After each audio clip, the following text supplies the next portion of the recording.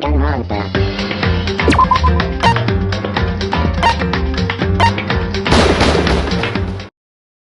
Danganronpa.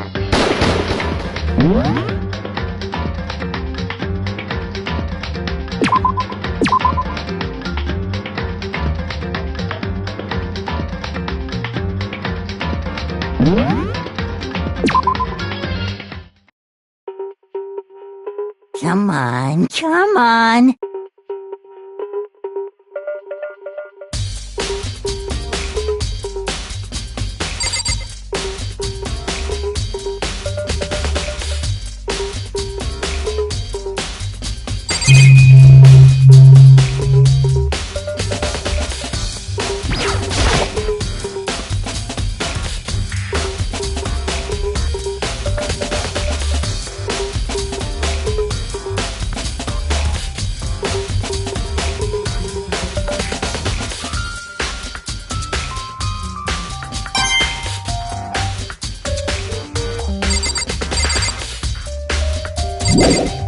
Why is that?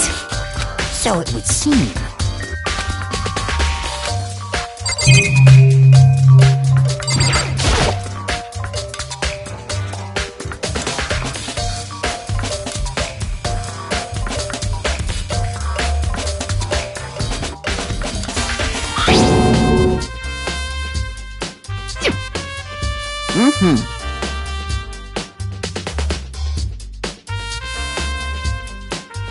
Yes, indeed.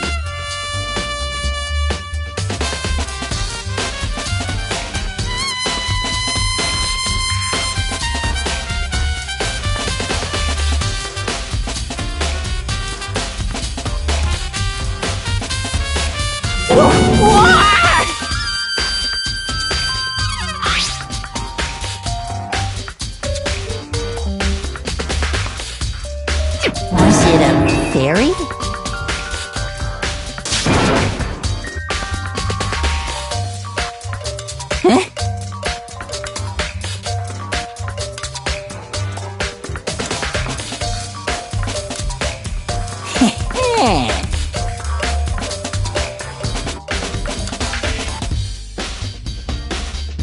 I feel as if...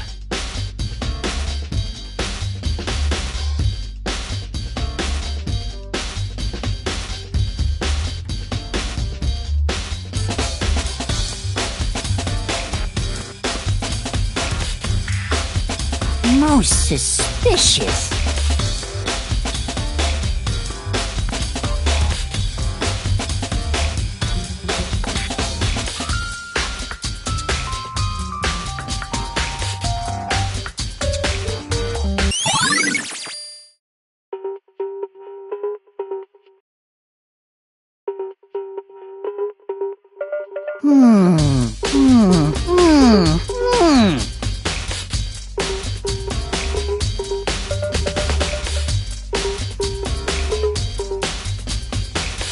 Completely unforgivable! That's it! I'm sure of it!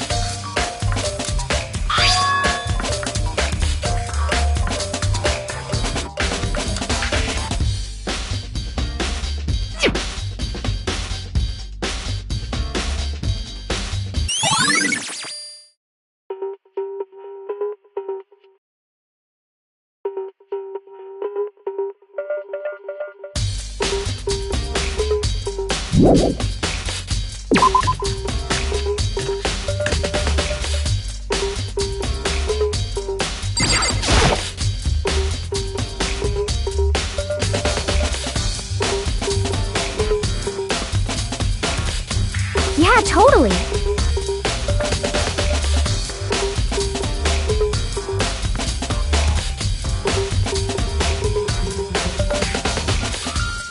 That's right.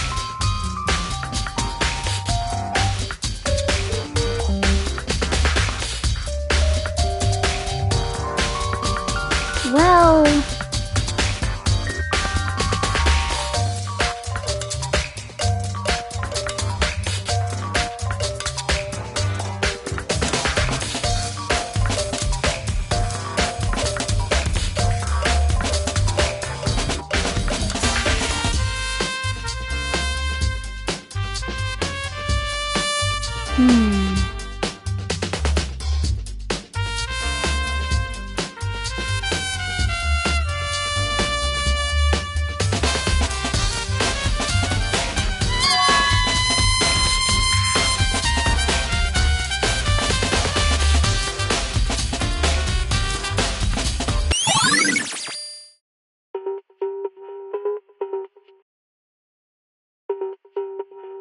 Um...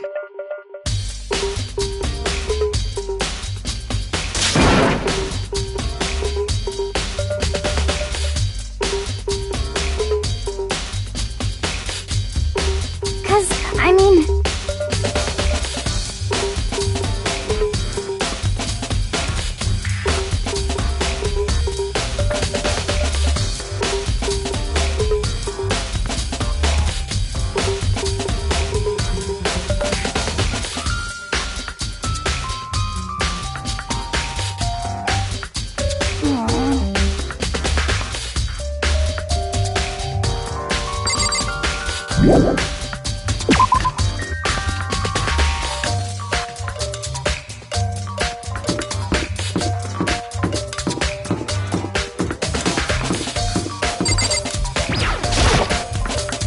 Very strange.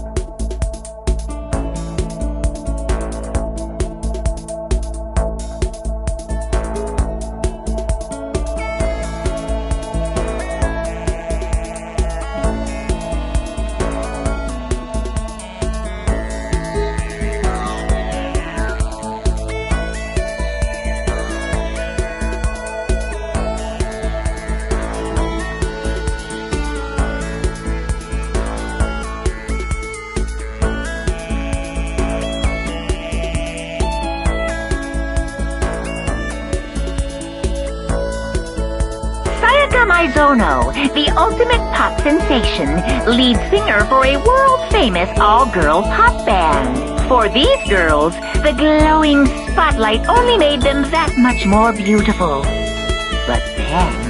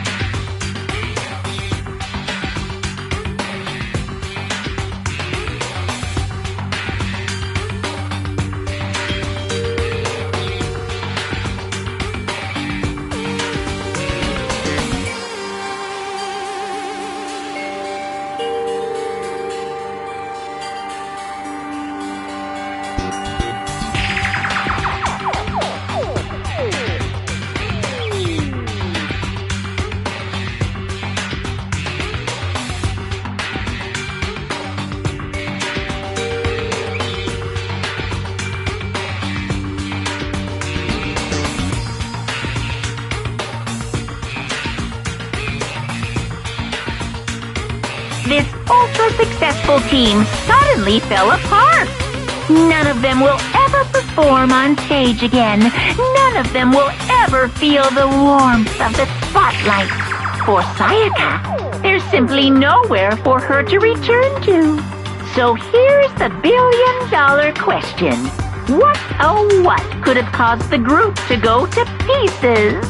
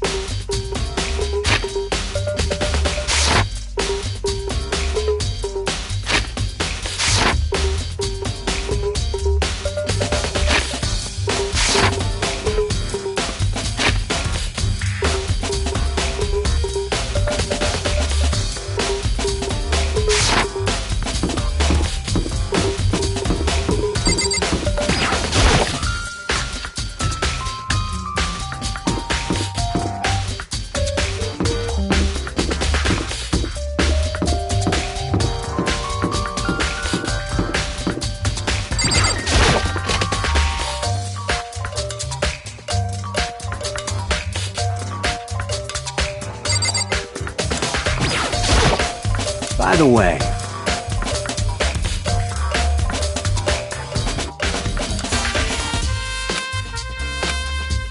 you son of a... You're fucking dead. Yo. Hey.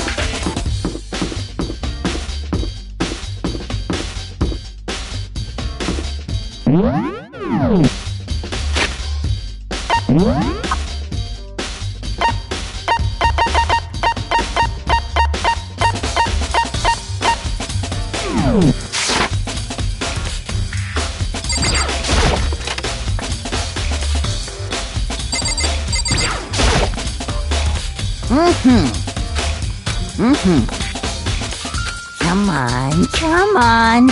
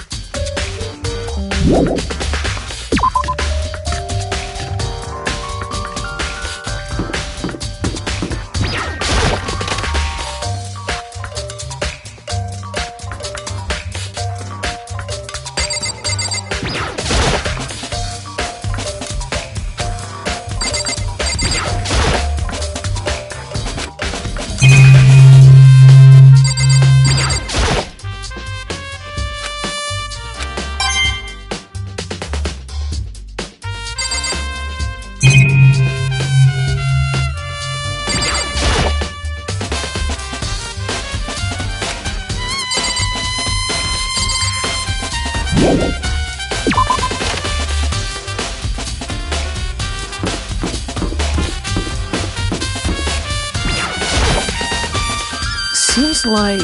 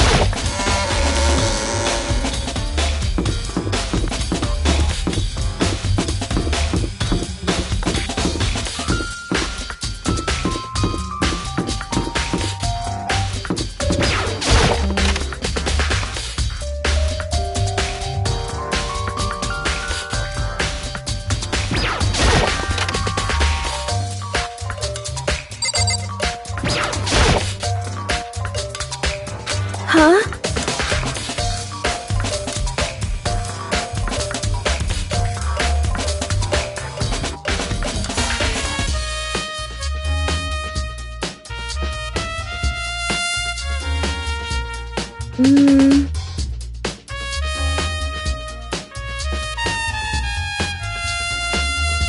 I'm sorry.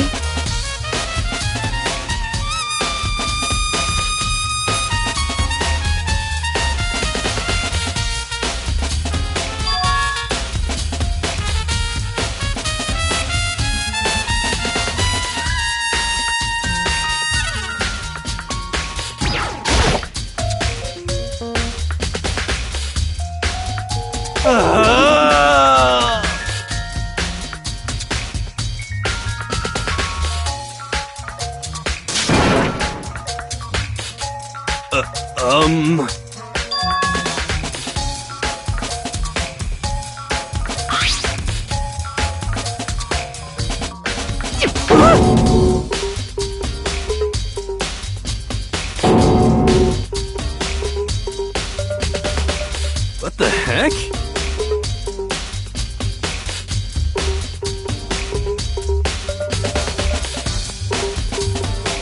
What?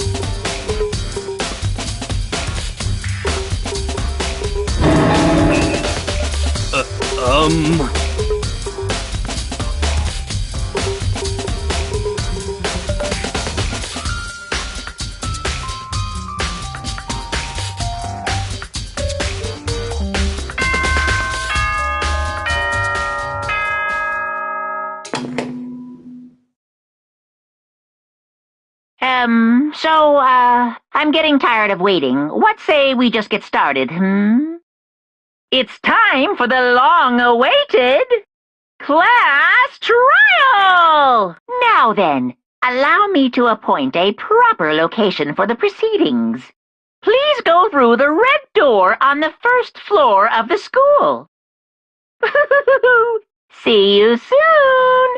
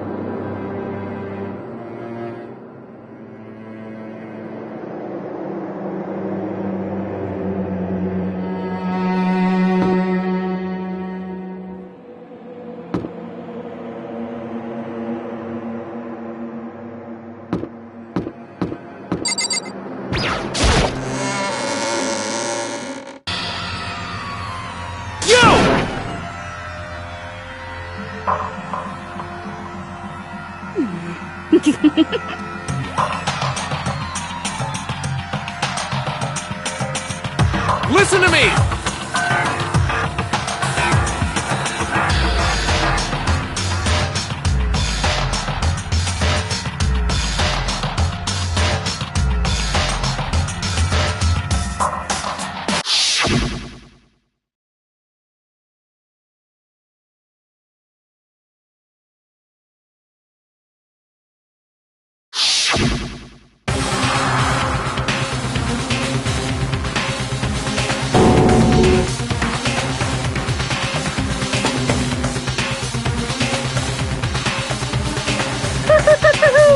Is everyone here? Okay then, please board the elevator in front of you, which will transport you to the courtroom, where all your fates will be decided. I'll meet you all down there. I'll be waiting.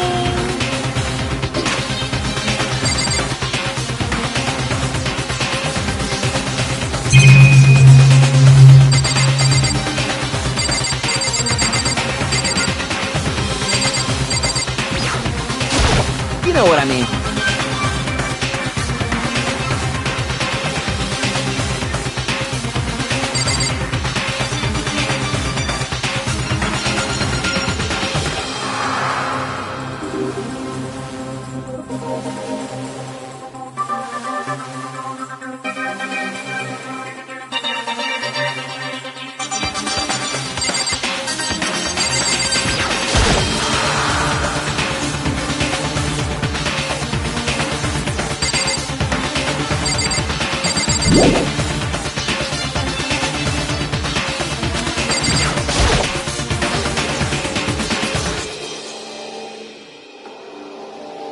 Well then. Yes, indeed. Hey.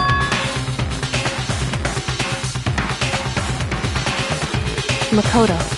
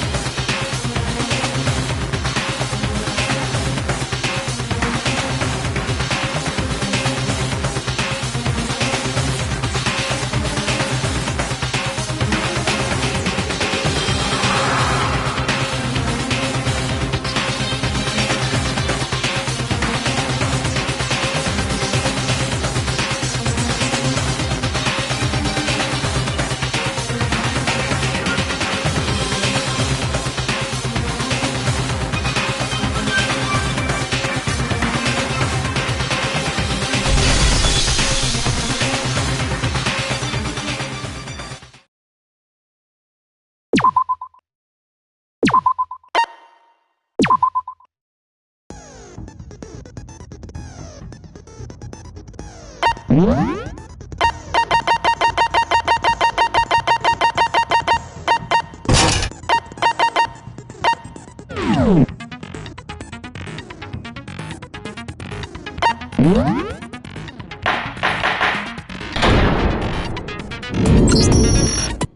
begin with a basic explanation of the class trial. So, your votes will determine the results. If you can figure out who done it, then only they will receive punishment.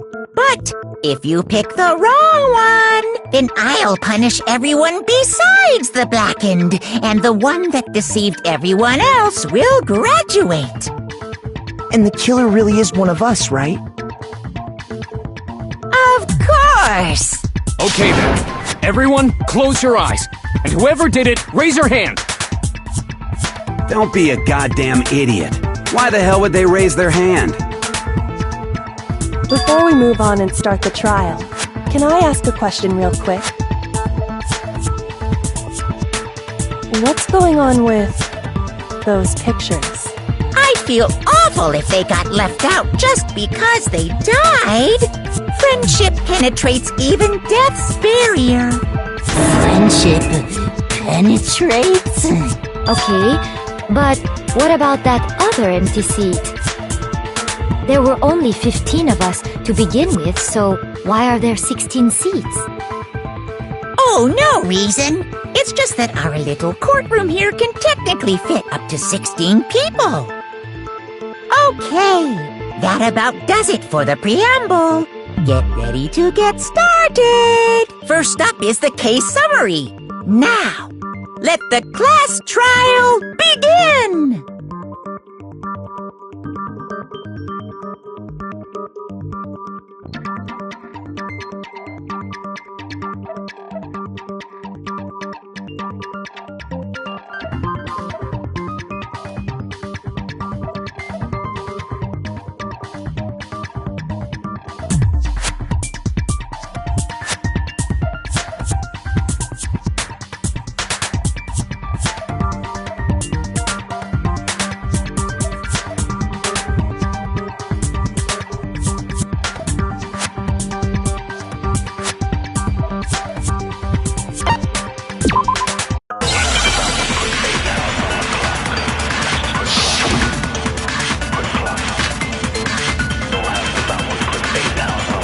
I assert that the one who was murdered was Miss Sayaka Maizono! Yeah, we know that part already. And the murder took place in Makoto's room. In the bathroom. So it seems most likely that the killer must have taken her by surprise while she was in the bathroom. She didn't even have a chance to resist. No, it's wrong!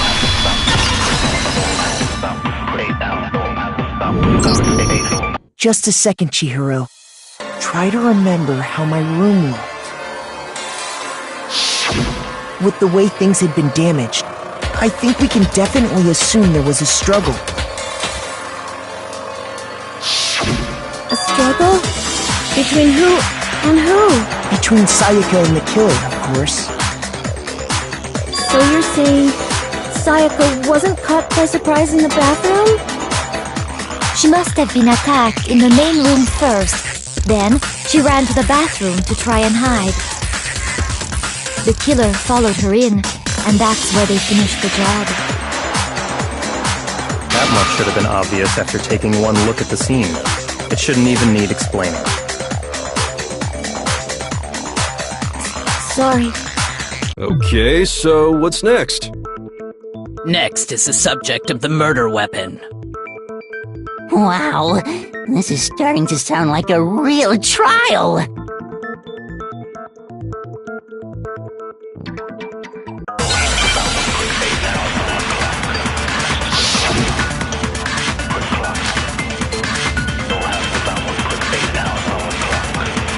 So what was used to kill her? There was some kind of sharp object thrust into her stomach. Without a doubt, that is the murder weapon! So the killer used some random knife they had on him. No, it's wrong!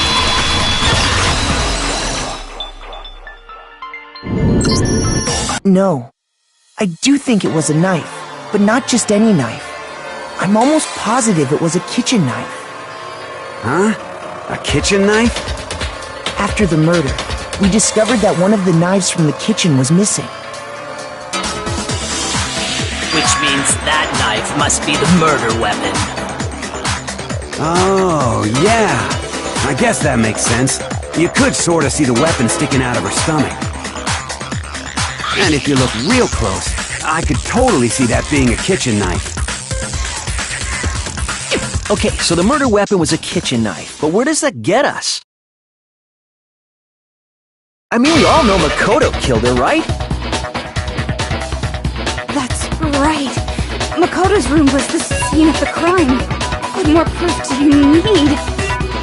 Hold on a second. Let's draw our conclusions after we've presented our arguments. Otherwise, what's the point of the trial? Well, we can talk all we want. It's not going to change that conclusion. I don't think that's true at all. I'm sure if we keep at it, something new will reveal itself.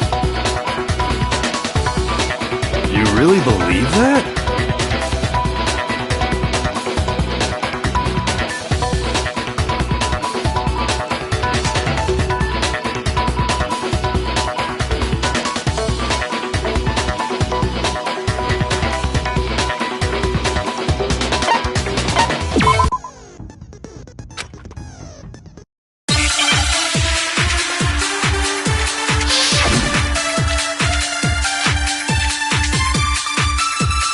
So I guess there's no question that the kitchen knife was the murder weapon. But where does that get us? Makoto must have taken it from the kitchen, right? You did it in secret, when nobody was... No, it's wrong!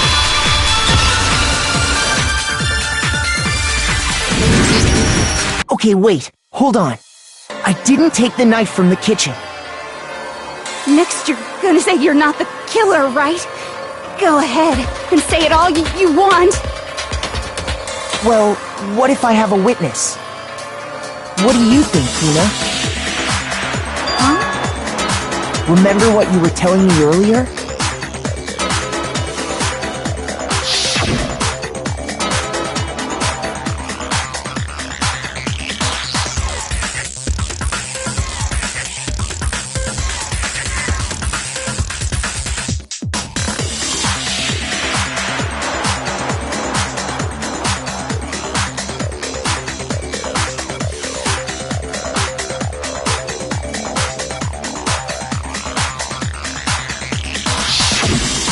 Just to be perfectly clear, the knife disappeared while you were in the dining hall, correct? Yeah, that's right. And at any point while you were there, did you ever see me come into the dining hall? No, I don't think so.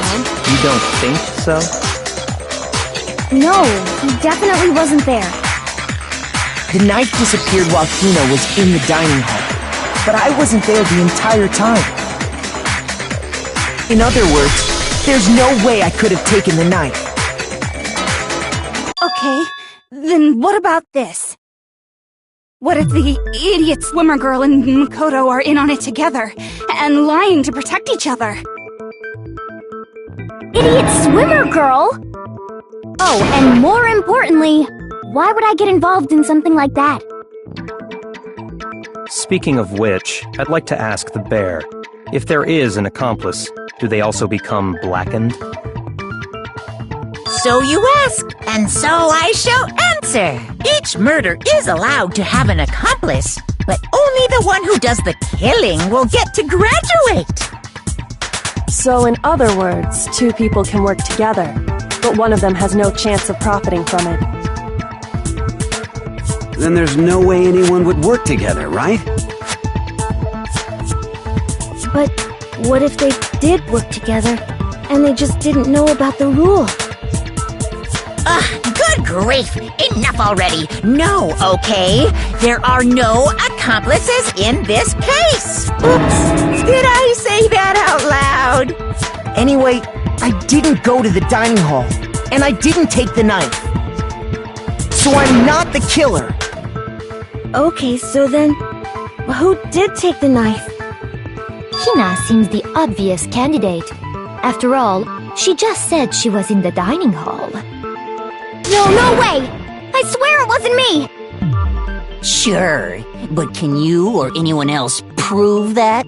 I can. That's right!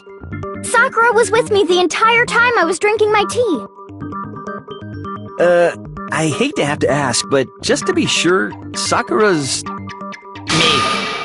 Right. But then, couldn't either one of them have grabbed the knife? Actually, no. Because, well... Just spit it out already. I stayed in Hina's room last night. I got so scared thanks to those creepy videos. I wasn't really thinking, I just asked her to stay over. Which means we have airtight alibis. You stayed over? Doesn't that violate one of the school regulations? We're not allowed to sleep anywhere but the dorms, but it doesn't say we have to stay in our assigned room. So, I don't think that's a problem. It is a problem! A boy and a girl spending the night together? It's unwholesome! But I'm a girl. You are? Oh my gosh, I'm so sorry! But if it wasn't either of you, then what other possibility is there? Actually, there is one other possibility. Right, Hina? Oh, yeah, that's true! One other person did come to the dining hall while we were there. Why didn't you say so in the first place? Well, because... they're not here anymore. Sayaka. She's the one who came to the dining hall. And then later, she wound up dead.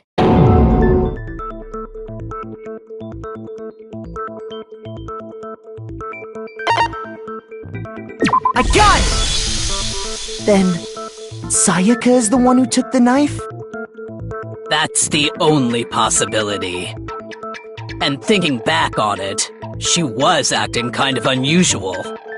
When she came into the dining hall, she didn't even look at us. She just went straight to the kitchen. As she left, she said she just wanted a drink of water. But most likely... the person who took the knife was the victim herself! I'm sure she just took it for self-defense. So you're saying the knife she took was then taken from her, and she was killed with it? In that case, you may not have taken the knife, but you still could have killed her. What? See? He did do it after all! No, you're wrong! So, that's how you would twist the argument and send us all off in the wrong direction? You possess a most terrifying talent.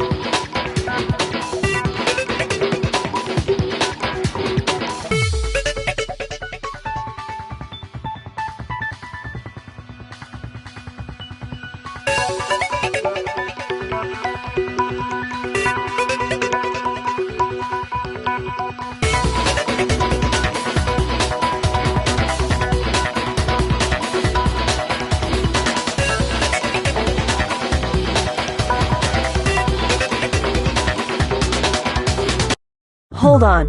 It's still too early to decide conclusively that Makoto is the killer, wouldn't you say? Because you see, if the room did belong to the killer, then they did something most bewildering. And until we unravel that little mystery, you simply can't declare that he's the killer. Bewildering? What the hell are you talking about? Something was missing from the scene of the crime that by all rights should have been there. You know what I'm talking about, don't you?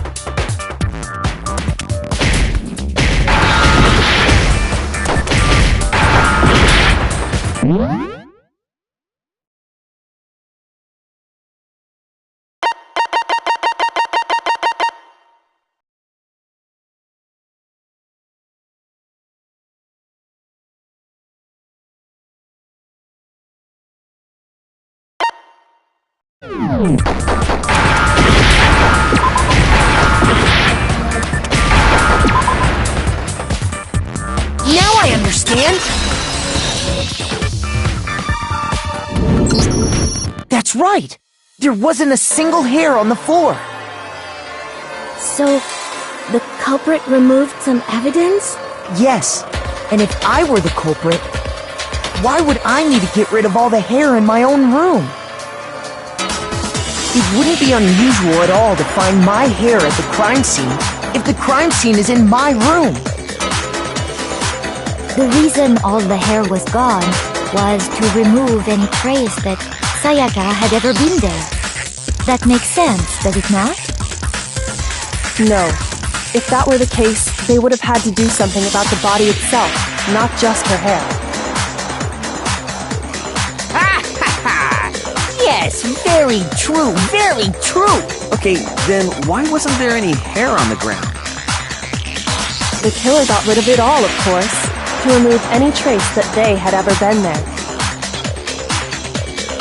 Wait, then that means... Precisely. It's simply beyond reason to believe that the room's owner and the killer are one and the same. Then, Makoto isn't the culprit? Are you sure we can decide something so important based solely on the absence of some hair? No. There are other reasons that prove why Makoto couldn't have done it. I would like to hear these reasons. Do you remember anything remarkable about the bathroom at the scene? Sayaka was attacked in the main room first, then fled into the bathroom, right? Yeah, then they ran after her, got into the bathroom, and stabbed her. And how did the killer get into the bathroom? Did they have any trouble with it? What do you mean? It's fairly certain that the killer had some trouble getting into the bathroom. There was clear evidence left behind. Do you remember, Makoto?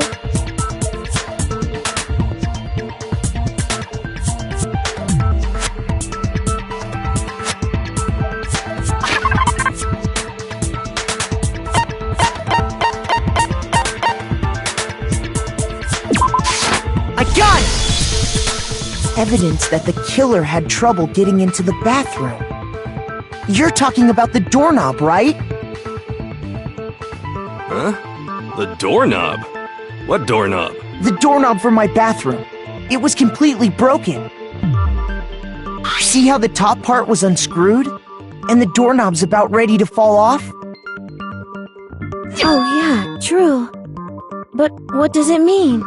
In trying to bypass the lock, they ended up nearly removing the entire doorknob.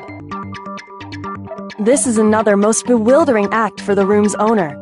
It proves Makoto is beyond suspicion. So what? You're saying he wouldn't break the door in his own room?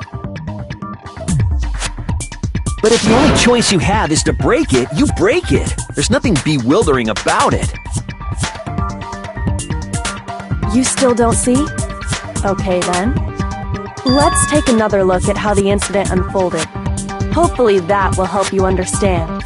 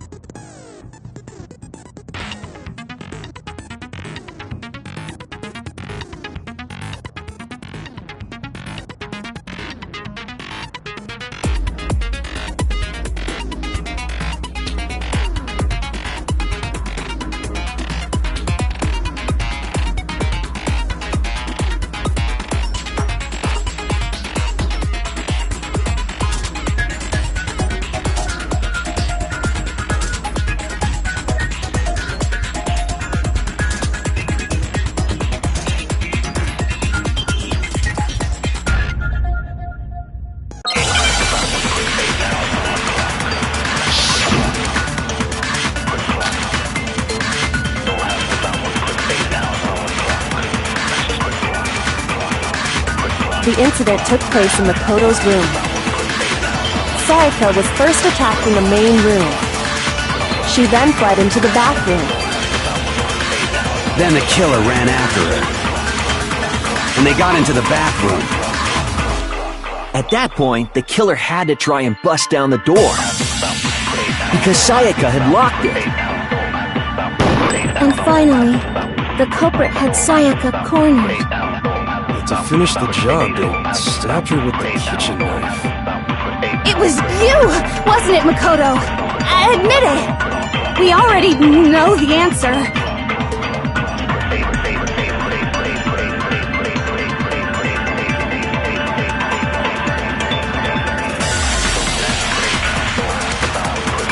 The incident took place in Makoto's room. Sayaka was first attacked in the main room. She then fled into the bathroom. Then the killer ran after her. And they got into the bathroom. At that point, the killer had to try and bust down the door. Because Sayaka had locked it. No, that's wrong!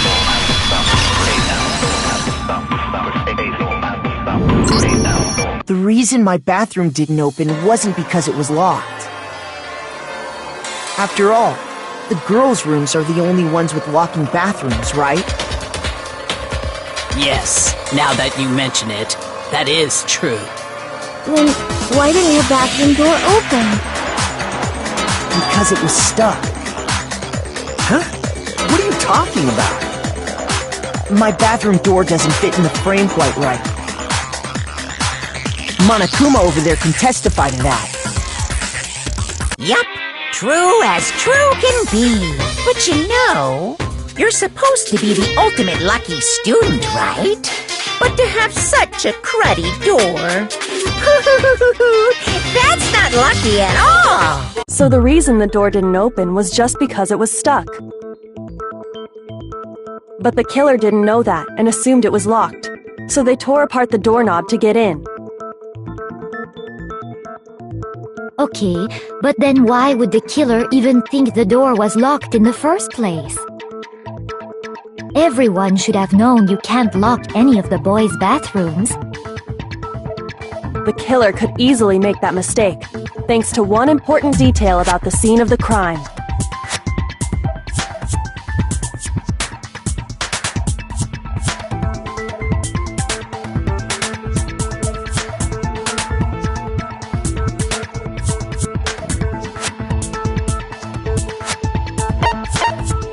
I got it! The killer must not have realized that it was my room. What? Are you saying the culprit didn't even know where he was? That's inconceivable! And yet, he's absolutely right. Say what? Well, to be more specific, what the killer didn't know was that Makoto and Sayaka had switched rooms. Which is what led to the misunderstanding about the bathroom. If Sayaka had been in her own room, then there would have been a lock on the door, and they would have had to break through! So they had no idea how unnecessary their actions were. ultimately, we can't know if it came open by force or simply by accident. But the killer must have been considerably confused, with no idea how they actually got the door opened. Regardless, it was a pointless act.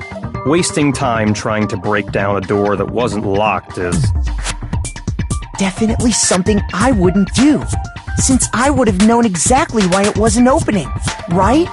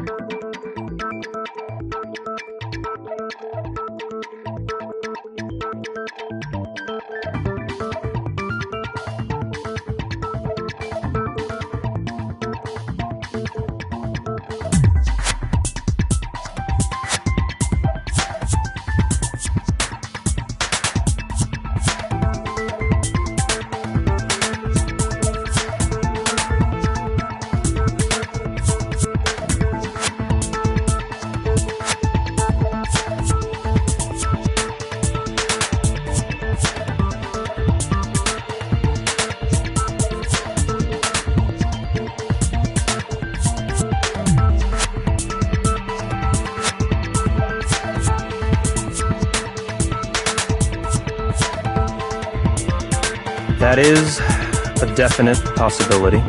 So the killer would have to be someone who didn't know they'd switched rooms? Then Makoto couldn't have done it.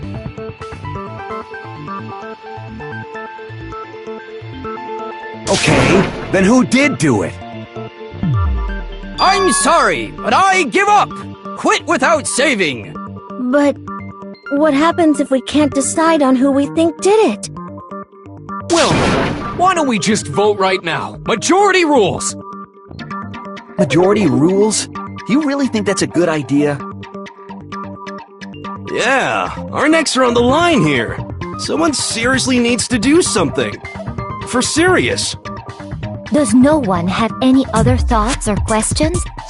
It does not matter how trivial they may seem. Oh! As a matter of fact, I do have one question. Oh, you... You don't gotta sound so disappointed! It's fine, it's fine. Just ask your question. Oh yeah. Okay, so... well... I was just wondering... How did the culprit get into Makoto's room in the first place? Yes. How did the killer get inside?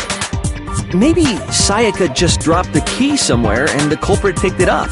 That's possible, right? I don't think so.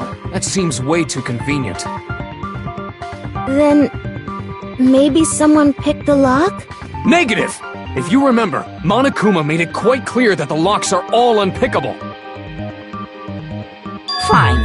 How about this? The killer got in the easy way. They could have knocked and said they wanted to talk or something, and Miss Maizono just let him in. No, that can't be it either. Oh, trying to argue against me? Sounds like someone doesn't know his place. Hello? Why exactly can't that be it?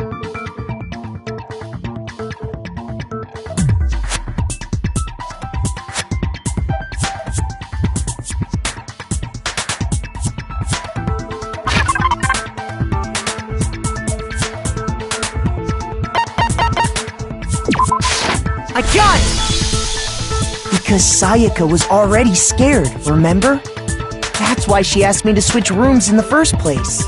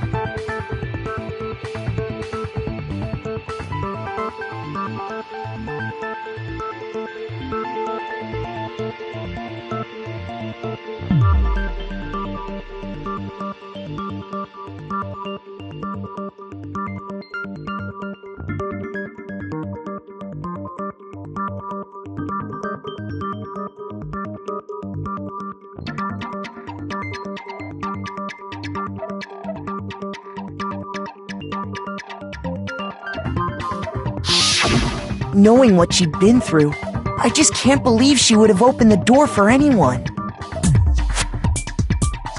What if her being scared was a lie? Huh? What the hell is that supposed to mean? Why would she lie about something like that? I know you don't want to consider it, but look at this and tell me. Can you still deny the possibility?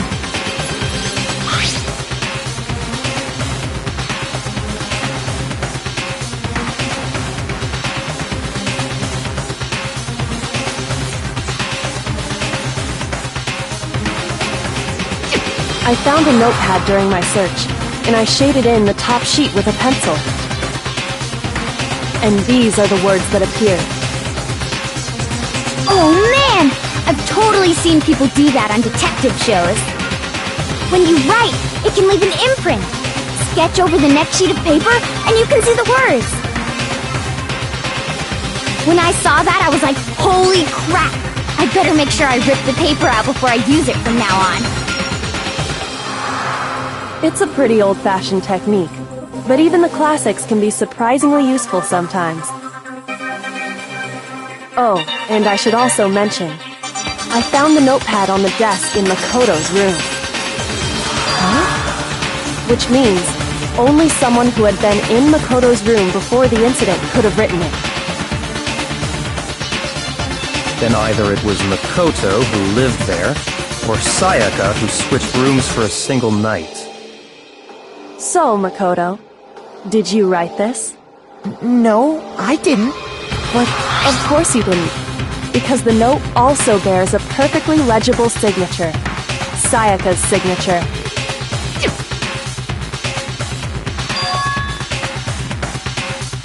But why? Why would she write that? The note was likely her way of getting in touch with a certain someone. She must have slid it under their door to let them know she wanted to meet with them in secret. If you got an invitation like that from the ultimate pop sensation, what young man could resist? Of course, I'm only into 2D, so it wouldn't have any effect on me. But can we be sure anyone even got this note? And honestly, even if they did, I do not think they are at all involved in what happened. Huh? What makes you say that? Would you like to hear what I have to say? Very well then, pay attention.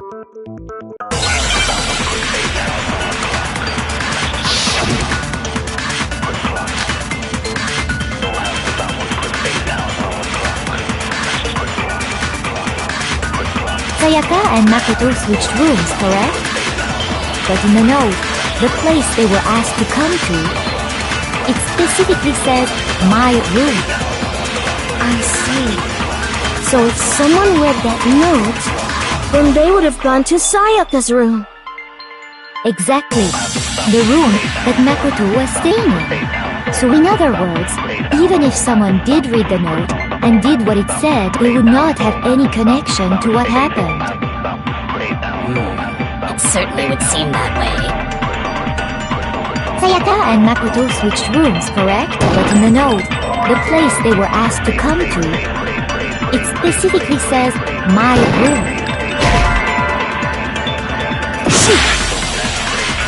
Sayaka and Makoto, but in the note, it specifically says, my room. I see. So if someone read that note, then they would have gone to Sayaka's room. Exactly. The room that... No, it's wrong!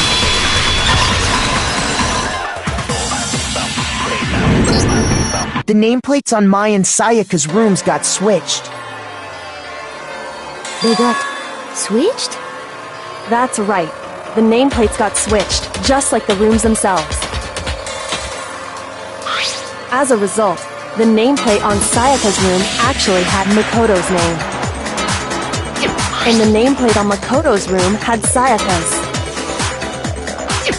So what you're saying is, the room Sayaka was staying in was actually marked as her room.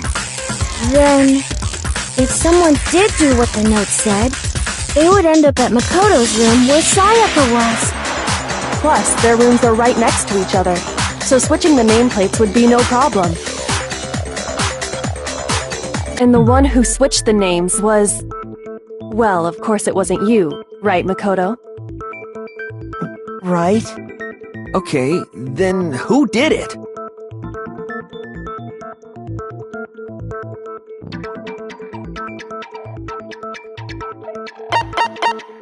I got it! Me and Sayaka were the only ones who ever knew about us switching rooms. So the only other person besides me who would even know to switch the nameplates was Sayaka. You can also infer as much from her note.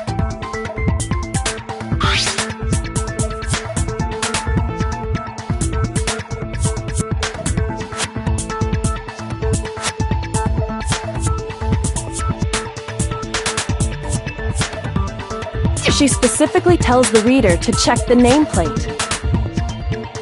She would only have written that if she knew the nameplates had been switched. But why would she switch them in the first place? She wanted someone to come to the room she was in, and also hide the fact that it was Makoto's room. What? Inviting someone to your room, but not telling them you'd switched rooms. Why would anyone do that? To understand that, we first need to understand what happened after she invited the person into the room. That's where the answer lies.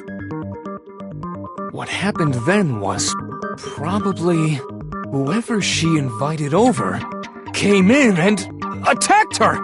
We figured it out! We know who did it! Whoever she invited over is the culprit! But we still don't know who it is, you goddamn idiot! Sayaka fought with her killer there in the room, yes? Perhaps the answer to our previous question lies in that initial struggle. Yes, I think you're right. Then... we just have to figure out what happened during the fight, right? That reminds me. There was a replica sword at the murder scene. Was that perhaps used during the fight? Oh yeah. What's the deal with that sword? Sayaka suggested I should hold on to it. I thought it might come in handy if I had to defend myself. It seems pretty likely that the killer used it to break Sayaka's right wrist. How the hell could you possibly know that's what broke her wrist?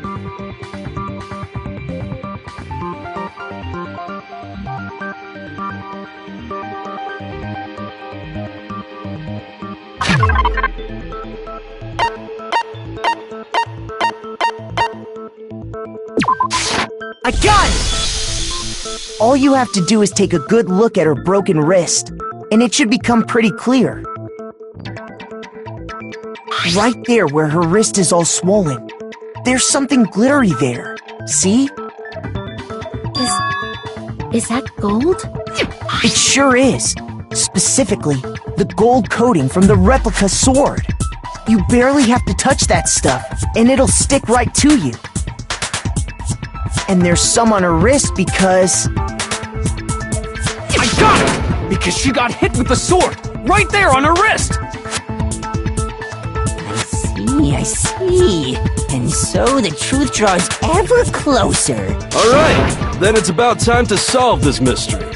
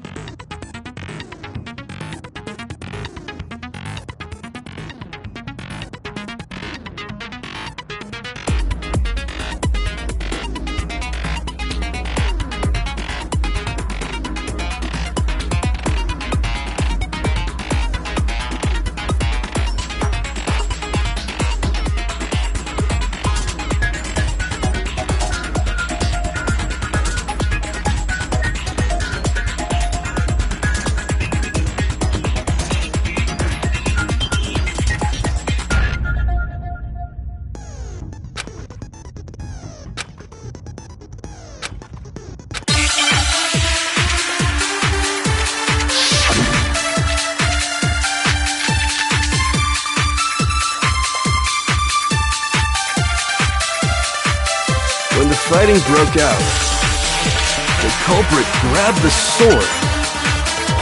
And that's when the first blow was dealt. The sword-based sneak attack. And that's what broke Miss Mizono's wrist. So, she tried to fight back.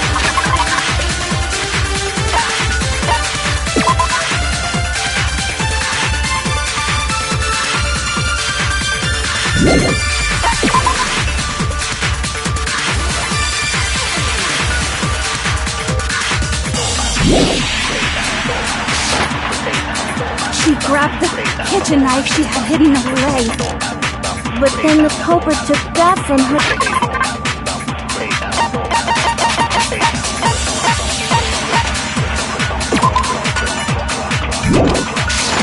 Too. And they killed her with it. And that's exactly what happened.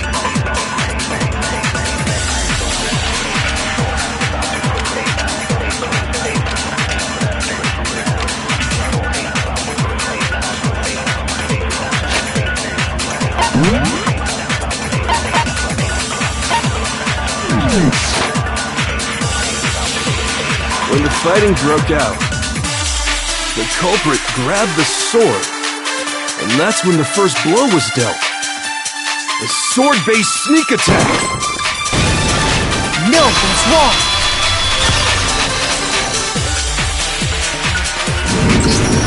Actually, no. I don't think the fight started with the sword. Why not? Because the sword's sheath had been scratched. See? There's a gash in it. Like someone cut into it with something sharp. Something sharp? You mean like the kitchen knife? That was the only sharp thing found at the scene. Stop jumping ahead! Slow down and explain it so I get what the hell's going on. If the sword was used first, there wouldn't be any explanation for the scratch on the sheath. If you were going to attack with the sword, you'd take it out of the sheath first, right? That's true. With the sheath on, it'd be heavy and bulky and useless as shit. Okay, so how did the sheath get damaged? If they got attacked with the kitchen knife, maybe they grabbed the sword as a defensive impulse. In that situation, there wouldn't be any time to actually unsheath the sword. So you're saying the sword was initially used to defend against an attack from the knife? Which means whoever had the kitchen knife was the one who attacked first. I think I get it! So here's how it all played out. The culprit came in, found the kitchen knife hidden there somewhere. Then they took the knife and attacked Sayaka before she knew what was happening. So she grabbed the sword to defend herself, but then the culprit took that from her too. Then, after they broke her wrist with the sword, they took the knife and finished it. Sorry, but I don't think Sayaka used the sword to defend herself. What? How the hell can you not think that? Because she never held the sword at all. There's a certain part of her body that makes this clear.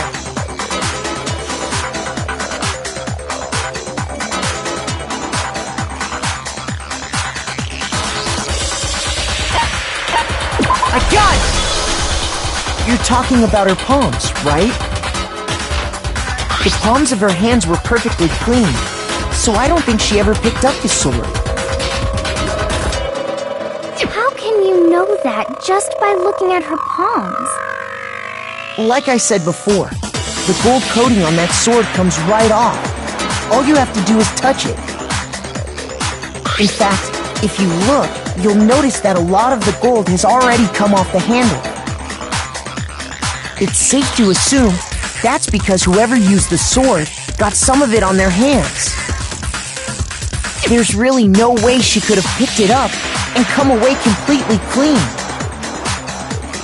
Maybe she washed her hands after she escaped into the bathroom. Sorry, but I don't think so. Why do you say that? Is it because you think I'm ugly? No, that's not it at all.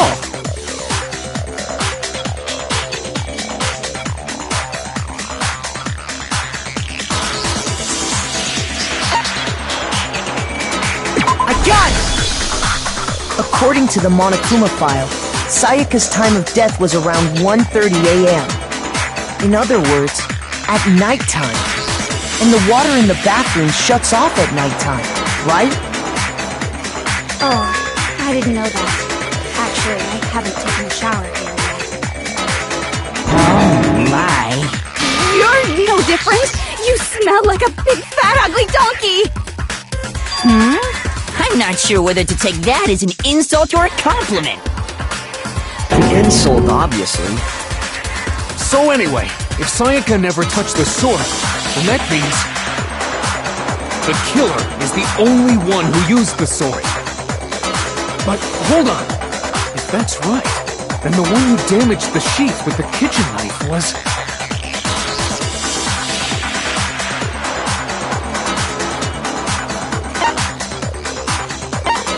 I got it! Sayaka? She had the kitchen knife? But we already said that the attack started with... The person with the knife attacked first, and the sword was used as an impromptu defense. Then the one who attacked first was... Sayaka? Now do you understand? She wasn't a blameless victim in this. No, far from it. It's almost as if she'd been planning to commit a murder of her own. She took the knife from the kitchen, then invited the culprit to the room she was staying in. And if it's true that she had the kitchen knife and attacked without provocation... Indeed. These are all the actions of an assailant. Which brings up another point. Makoto, Sayaka was the one who suggested you two switch rooms, correct? Maybe the reason she wanted to switch rooms was so that she could pin the crime on you. That is a possibility, is it not? Sayaka wanted to... on me? That would also explain why she would switch the nameplates. She wanted to get whoever she had targeted to come to Makoto's room where she was staying. And by committing the murder there, instead of her room, that would implicate Makoto. But for that to work, the target had to be lured out while still keeping the room swap a secret. If the target knew she had switched rooms, they would have become suspicious right away. So all that's why she switched the names? But doesn't that plan seem a little risky? For one thing, even if her plan worked, Mr. Naegi would just tell everyone they'd switched rooms. I don't know. I'm not sure our soft-hearted Makoto is capable of that kind of cutthroat behavior. I'm sure Sayaka realized the same thing, which is why out of all of us, she asked him to switch rooms. Plus, she was the ultimate pop sensation. A totally forgettable kid. Or a national superstar. Who are you more likely to believe? Wait, then you're saying she had this all planned out? Holy shit! But in the end, her plan backfired. She launched her attack with the knife, then found herself under attack in turn. That must be when her wrist got broken, and she was forced to drop the knife. The tables were suddenly turned on her, and she died at the hands of the one she'd planned to murder. Just hold on! That can't be true! Because... Hey! You guys have totally derailed the argument! You're being super boring right now! Come on, hurry up and decide who did it! Wouldn't it be awful if I had to punish you all just because you ran out of time? Oh yeah, we gotta decide who we think did it. Makoto, Right now, you just need to concentrate on figuring out the answer to this mystery.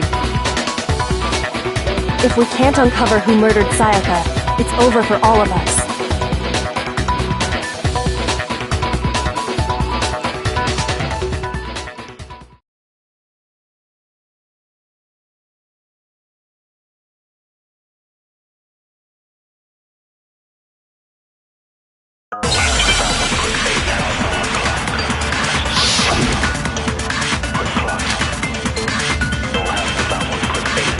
It's easy just to say, hey, decide who did it. But there just aren't any more clues, right? No, it's wrong.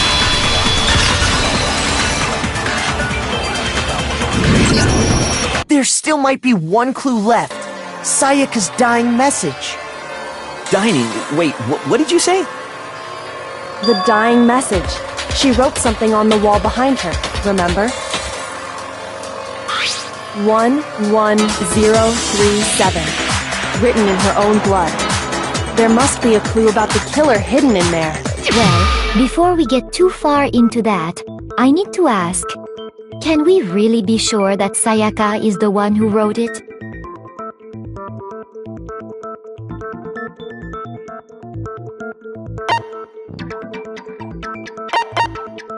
I got it! Her left index finger had blood on it. That could only be because she used that finger to write the message. I see. She broke her right wrist during the fight, so she'd have to use her left hand to write.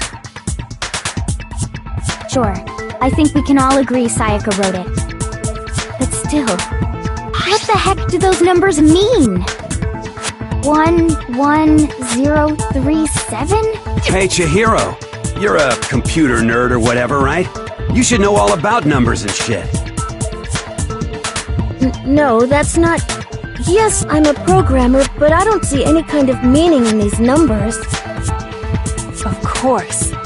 It's because they're not numbers. Oh! Yeah, it looks like... Huh? What? No, it's just... look at the numbers, assuming they're not numbers. Don't these first two, 1-1, look less like two numbers and more like one letter? Ah, you're right. The connecting line is barely there, so I assumed it was 1-1, but looking at it now, you could also read it as an N. Whoa! You might have finally just said something worth a shit. Our little gray cells are really getting excited now. But even if that really is an N037, doesn't make any more sense than before.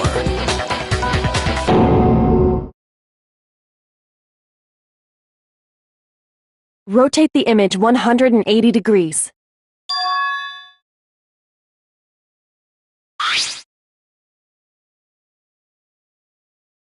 Oh my god. Now I see. She wrote down the killer's name. Huh? You just shot past the clue part and right onto who did it. So, whose name did she write?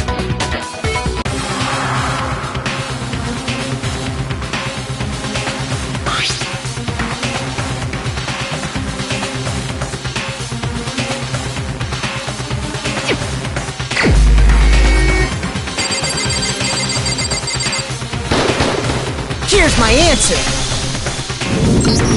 The key to solving this mystery was simply to rotate the writing 180 degrees. If you turn the message around, it becomes the letters L-E-O-N. L-E-O-N. Or more accurately, Leon. What the hell are you talking about? It's just a coincidence. It's just a bunch of random squiggles that happen to look like my name. No, it's not random at all. She wrote that message on the wall behind her as she was leaning up against it. In that position, she couldn't move to write normally, and had to write upside down, as it were. And as a result, when you look at it standing in front of her, it ends up getting flipped.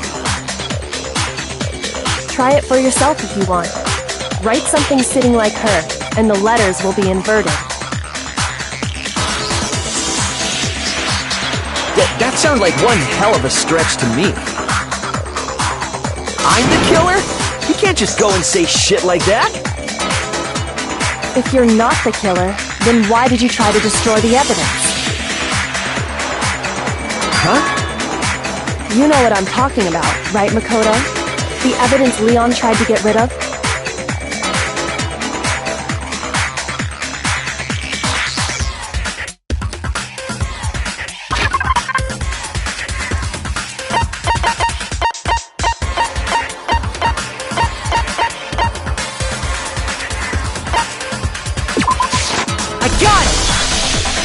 You mean the burnt shirt piece I found laying on the ground by the incinerator, right? As the killer stabbed Sayaka, they must have gotten some of her blood on them. And to dispose of the shirt covered in the victim's blood, they threw it into the incinerator. But one piece burned off and got left behind. And the killer didn't notice. If they had, they most certainly would have panicked. Isn't that right, Leon? But is one scrap of fabric enough to conclude that Leon is guilty? Yeah, I mean, Leon's not the only one wearing a white button-up. That's right! There are plenty of other people here with shirts like mine. With just that one little charred piece, there's no way you can say for sure who it belongs to. You're right. That alone isn't enough. But there are some other points that may reveal the truth. Are you finally starting to understand? The answers to all the riddles are right here. Yeah, I think so.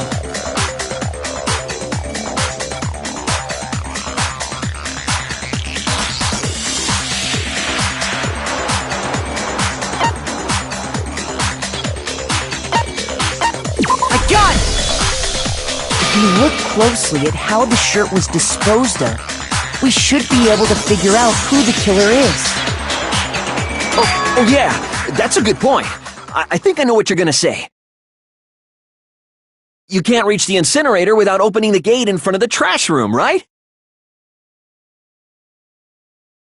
And obviously, you wouldn't be able to hit the switch to turn it on either.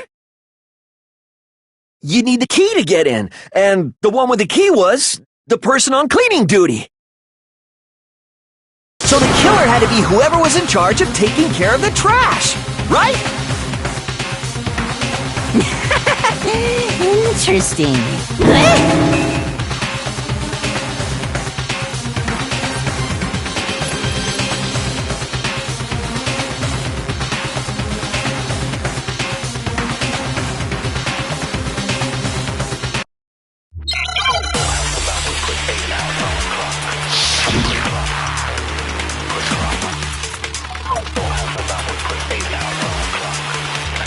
The key to the trash room. Whoever was on cleaning duty must have had it, right? So the only one who could get to the incinerator was the person in charge of the trash? And you'd have to get close to the incinerator in order to... No, that's wrong!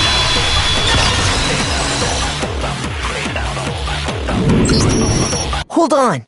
I think I know how someone could dispose of the evidence without using the trash room key. But if you can't get past the gate, you couldn't possibly turn on the incinerator, could you? Yes, you could. If you used this. What is it, some kind of glass ball? It's busted to hell. Actually, it was supposed to be a crystal ball, But how would you use it?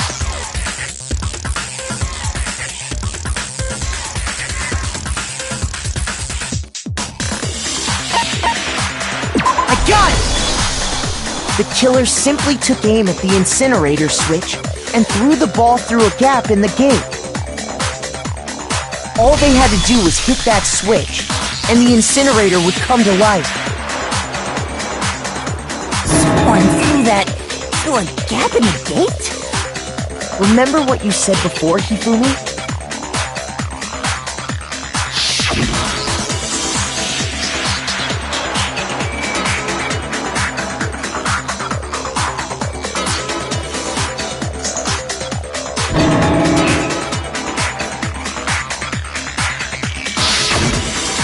Hifumi had the key, so the only way the incinerator could have been turned on without his knowledge was because the killer was able to hit the switch without opening the gate. Once they got the incinerator going, all they had to do was ball up the shirt and toss it in. Hey, come on! What the hell is this? All you have to do is look at the scene to know that the killer never actually went inside the trash room. The shards of broken glass, the incinerator left running, the piece of shirt that escaped the fire. If the killer had been on cleaning duty, the evidence would have been taken care of much more thoroughly. Wait, no, just hold on. But the distance from the gate to the incinerator has to be at least 30 feet, right? The pinpoint accuracy you'd need to throw a glass ball that far and hit something that small. Could someone really do that? That's right! There's no way! It'd be impossible! Difficult, absolutely. Impossible? I don't think so. Because the killer is...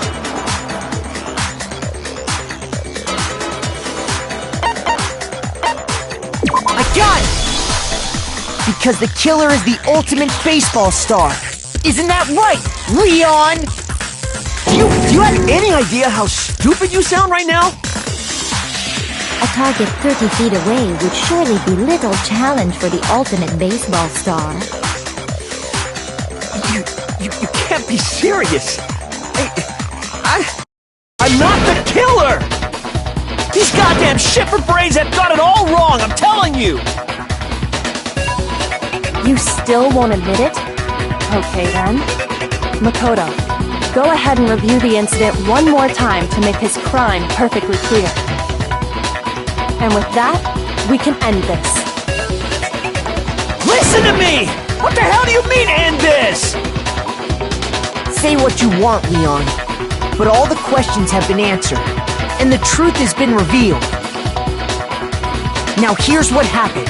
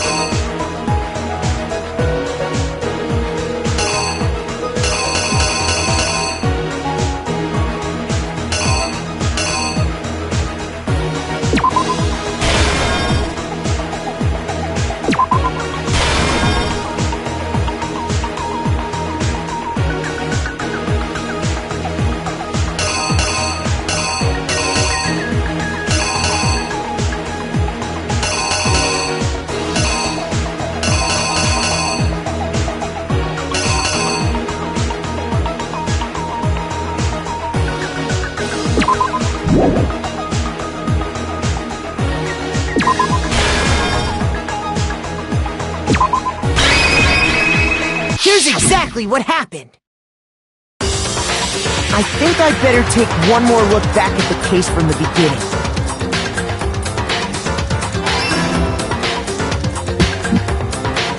Last night, the killer went to the room Sayaka was in. In other words, my room. From what we can tell, Sayaka invited that person there intending to kill them.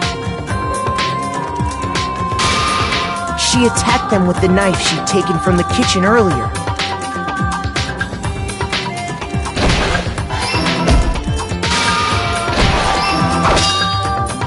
But then something happened that she wasn't prepared for. They grabbed the fake sword I put in my room and fought back. During the struggle, a strike from the sword broke Sayaka's right wrist. And that's when she lost her grip on the kitchen knife. Finding herself cornered, Sayaka panicked and ran into the bathroom.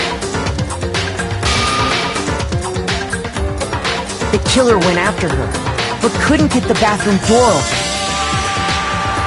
What they didn't know was that my bathroom door got stuck easily, and there was a trick to opening it.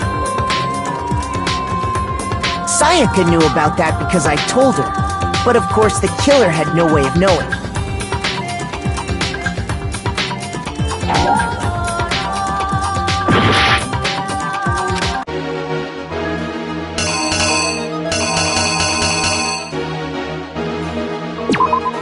The killer is you! Finding herself cornered, Sayaka panicked and ran into the bathroom.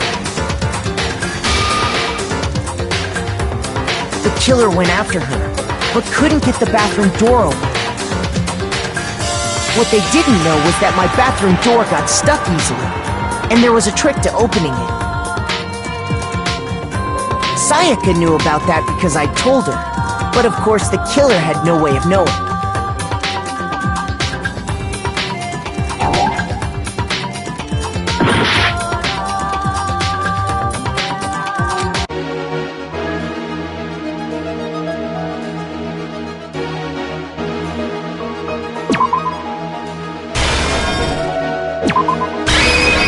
Here's exactly what happened. Finding herself cornered, Sayaka panicked and...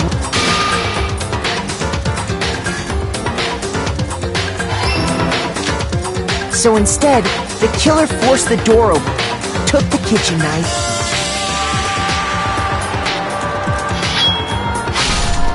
and stabbed Sayaka.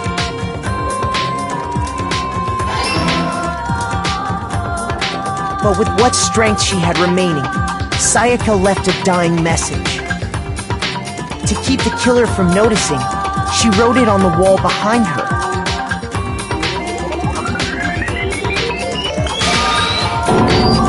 And with that, all her strength was gone.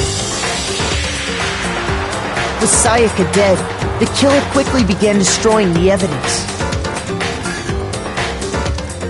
First, they took off their shirt, which was covered in their victim's blood.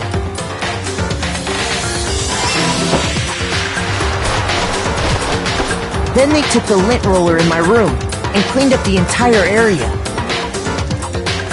They wanted to make sure they got rid of any trace they'd ever been there.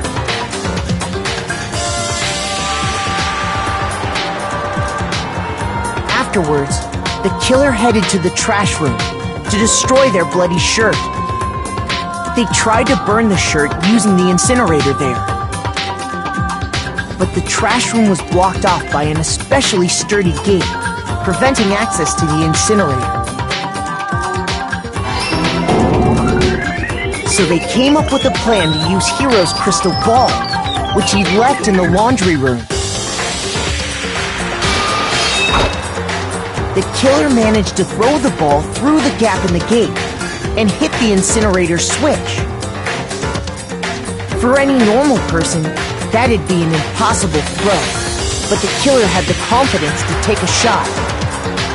And that's because the killer was the ultimate baseball star. The crystal ball, thrown with absolute precision, hit the switch on the incinerator, which then quickly roared to life.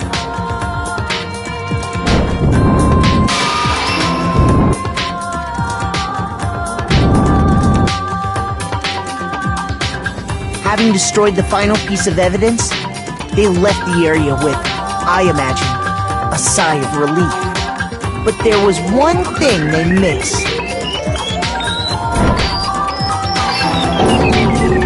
Part of the shirt they'd thrown into the fire burnt away and fell out of the incinerator.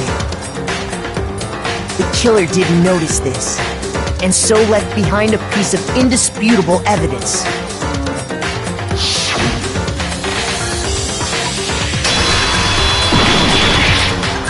Isn't that right, Leon? It would appear that Hiro simply forgot his crystal ball in the laundry room. You went there to try and wash the blood out of your shirt, and that's where you saw it, right? Seeing the ball, you thought of a way to take care of everything. So, Leon, do you object to anything that's been said? Do I object? Hell yes, I object! Of course I do! I object! I object! I object! I mean, all of this is just a bunch of stupid theories! You need evidence! Where's the evidence? Without evidence, it's all bullshit! It's bullshit and I refuse to acknowledge it! Well then, I guess this is as good a time as any to present the evidence that proves you did it. Makoto, I believe you're in possession of that evidence.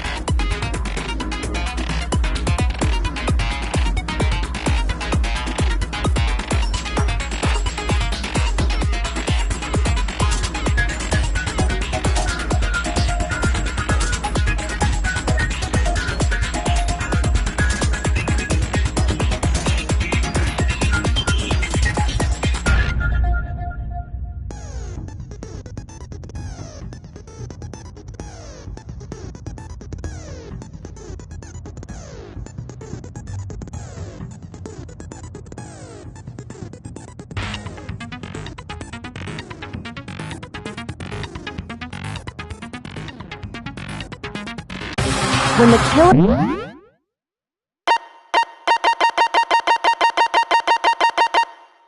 removed the screws from the doorknob, they didn't use anything from your room to do it. Instead, they must have used something that belonged to them.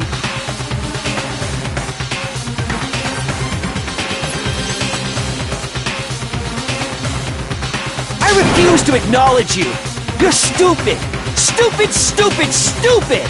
Stupid, stupid, stupid, stupid, stupid, stupid, stupid!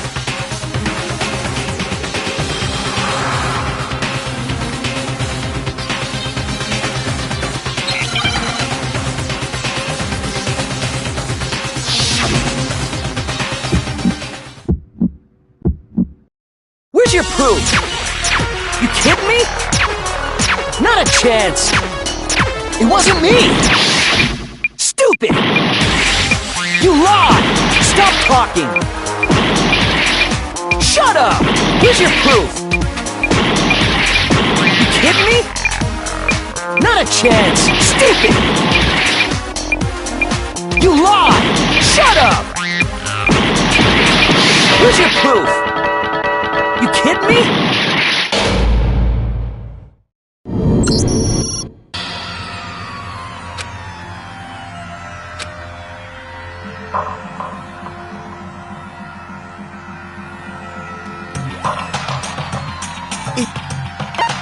I refuse to give up yet!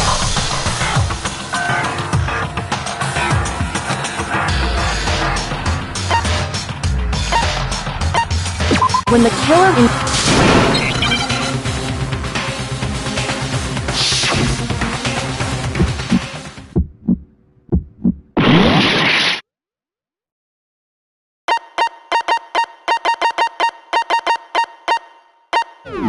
Where's your proof? You kidding me? Not a chance! It wasn't me! Stupid! You lied! Stop talking! Shut up! Where's your proof? You kidding me? Not a chance! You lied! Shut up! Where's your proof? You kidding me? Not a chance! It wasn't me! Stupid! Where's your proof? This should prove it!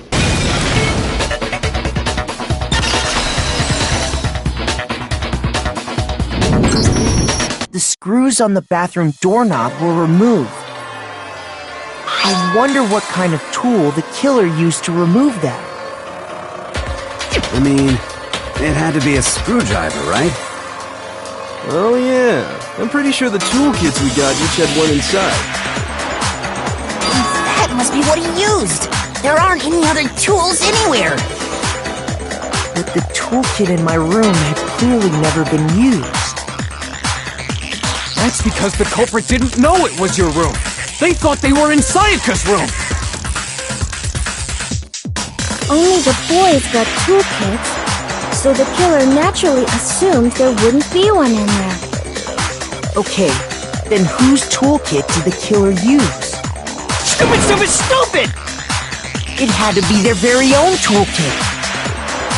Stupid, stupid, stupid, stupid, stupid! Leon, would you mind showing us your toolkit? If I'm right about this, then the screwdriver will show some evidence of being used. Stupid, stupid, stupid! Huh? And if you say you used it for something else, you'll have to explain exactly when, where, and why. And let me say this right now. I lost it isn't an excuse at this point. Stupid! Stupid!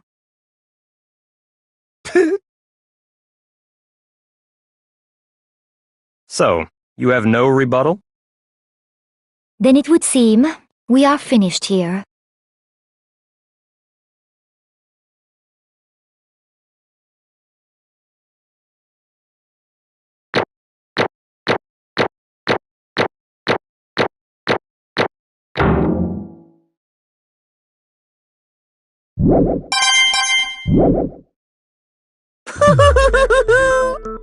Looks like you've reached your verdict.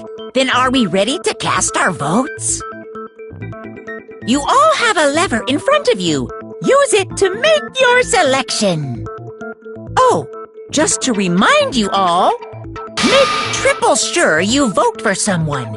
You wouldn't want to be punished for something so minor, right? Okay, then let's get excited! Who will be chosen as the blackened? Will you make the right choice or the dreadfully wrong one? What's it gonna be? What's it gonna be?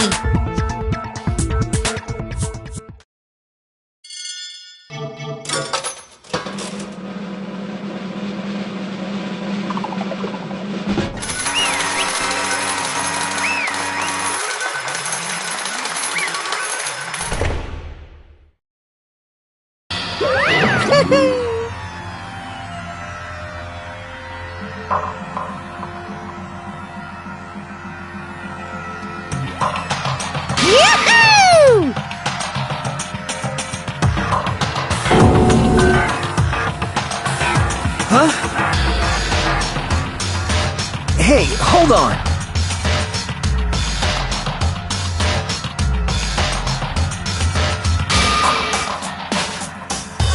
But...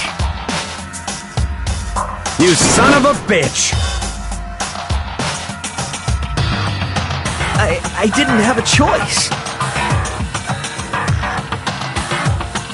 So, that's why... None of you are any different!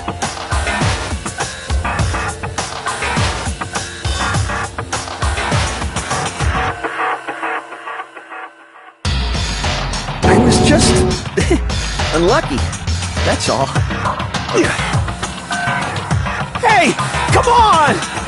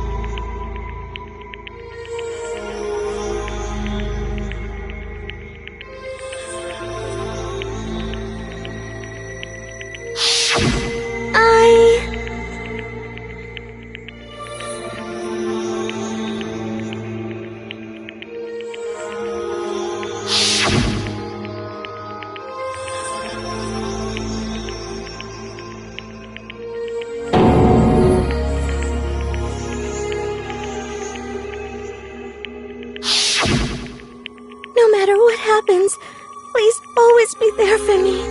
I need you on my side.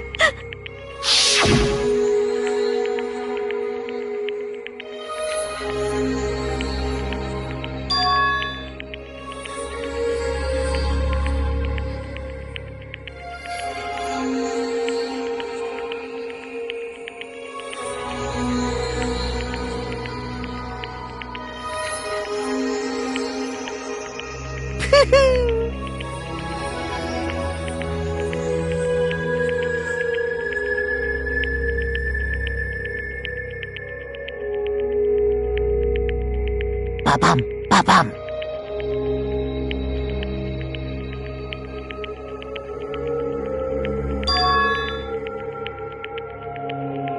Phew!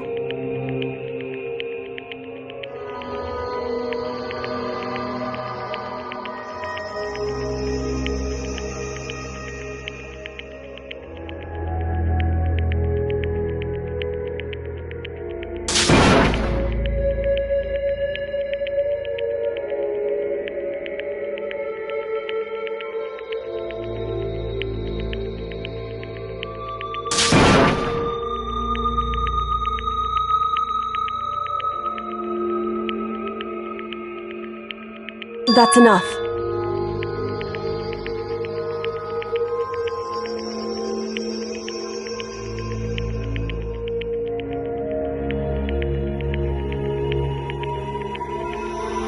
Calm down.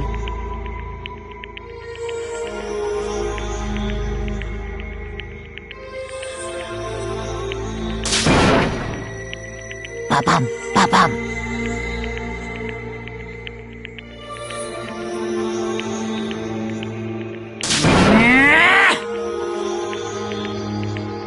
Yes, indeed.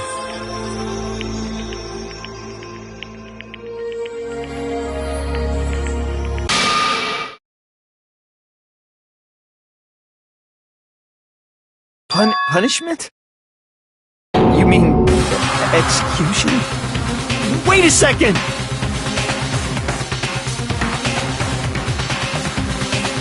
Yeah, that's it.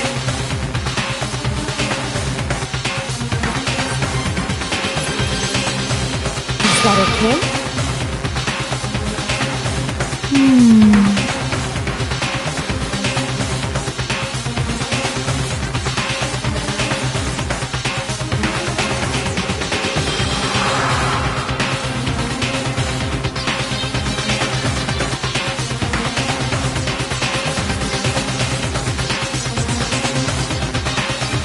Do you understand?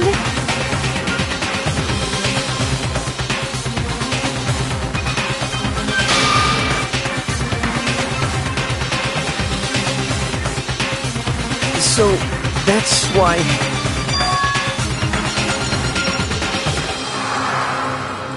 Oh!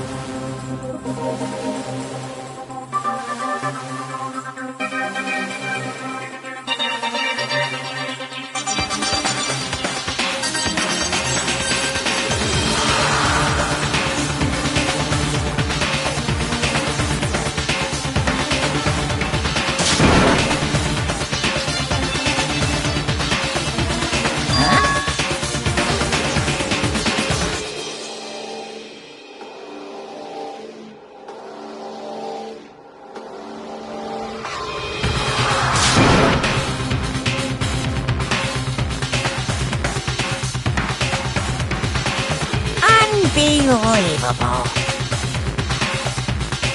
Hey,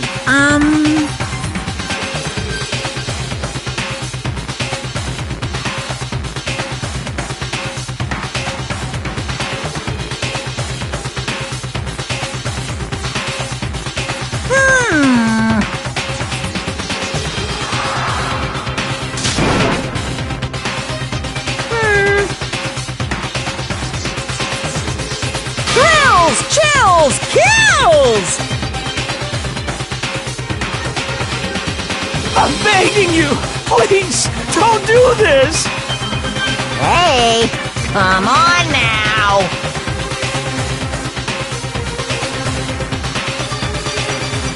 Stop! Please! Now then, I've prepared a very special punishment! No, no, no, no, no, no! Let's give it everything we've got! It's punishment time! No!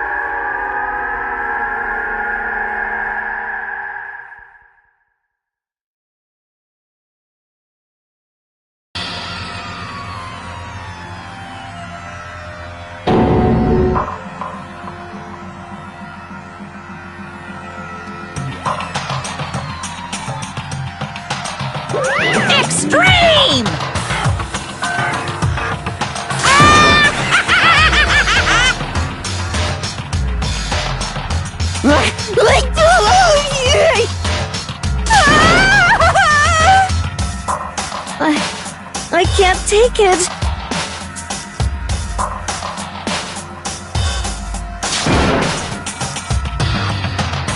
Well?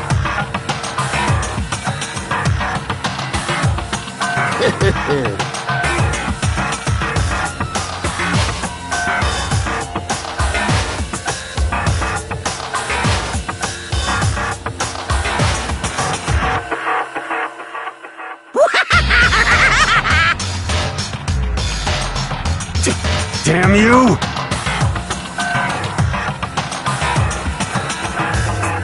What the heck?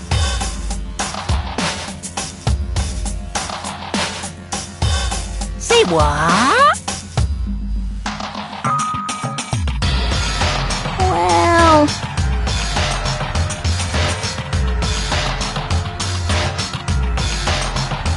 Hey,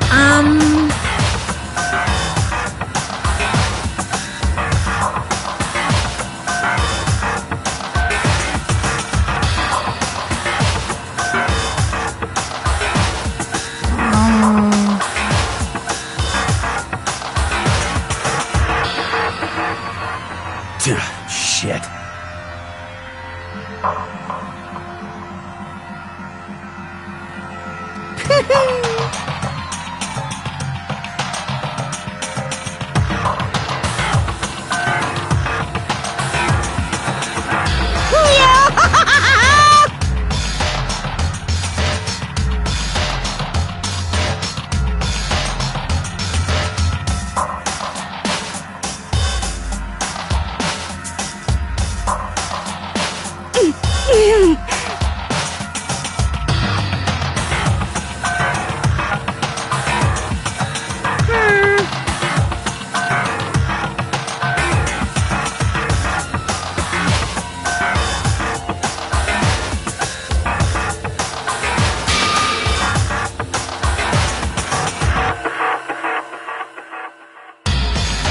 What does this mean?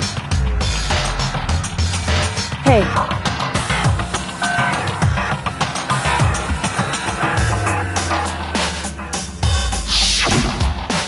Thrills, chills, kills!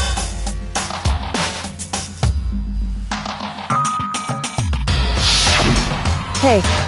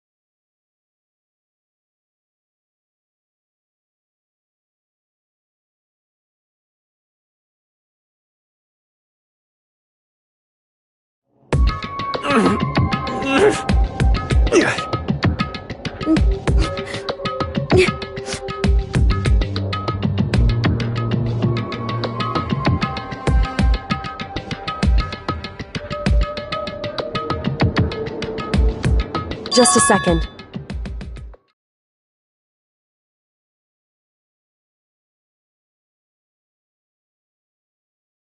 Makoto.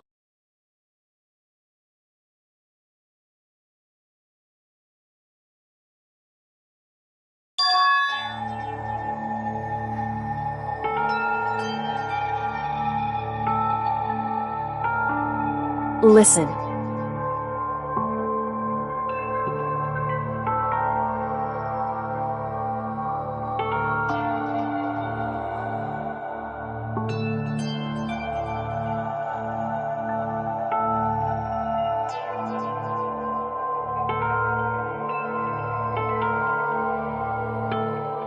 It's true.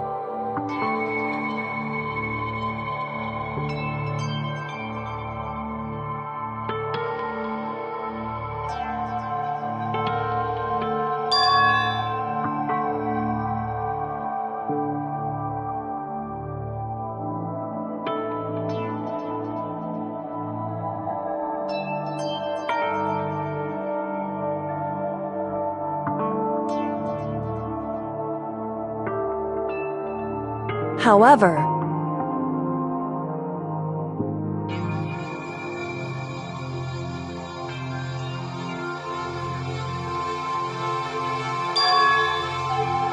so...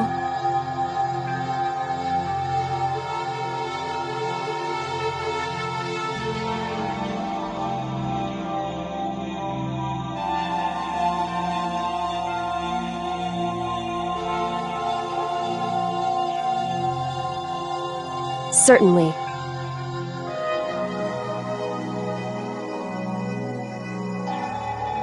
Anyway...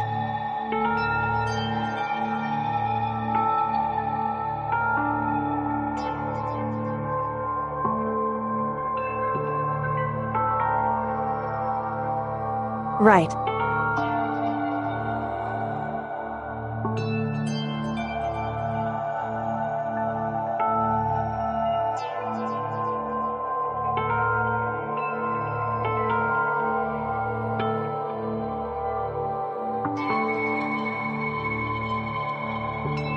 Correct.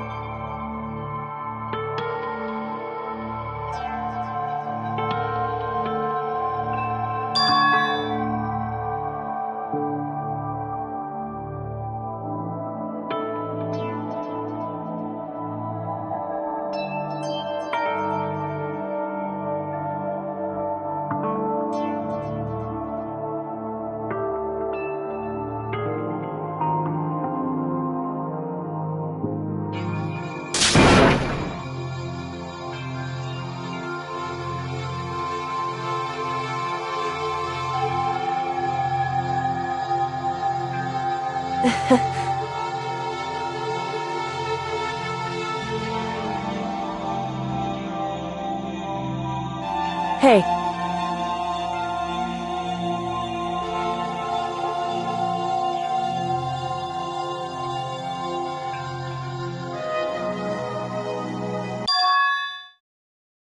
What?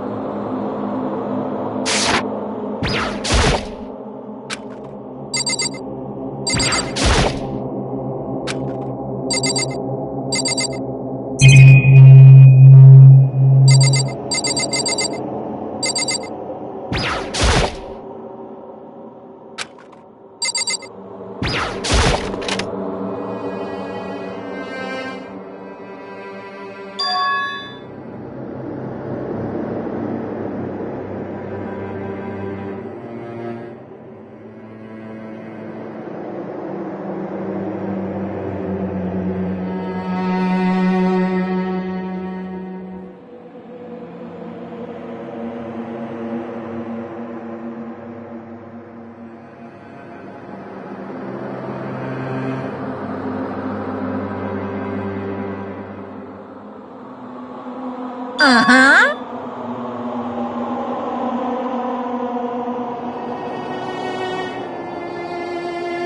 What are you gonna do?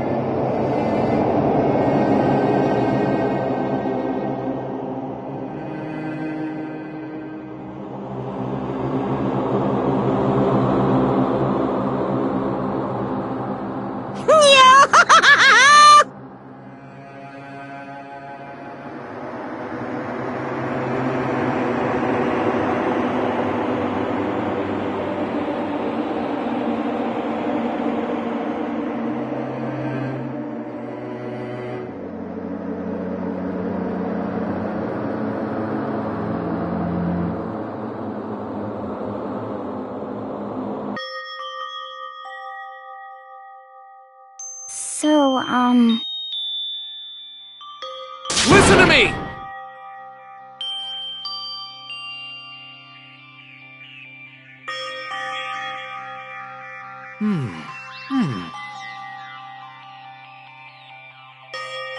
Ha ha ha ha!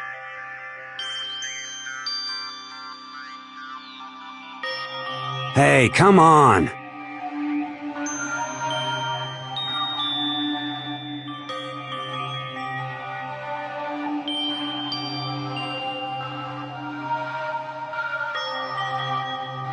I see.